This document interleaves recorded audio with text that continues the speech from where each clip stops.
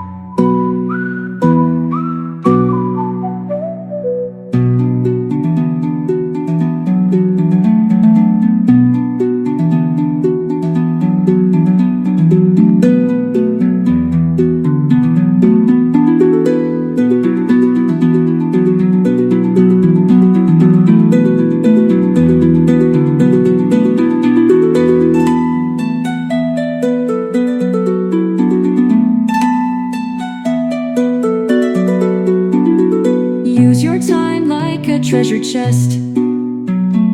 Fill it with moments that are the best.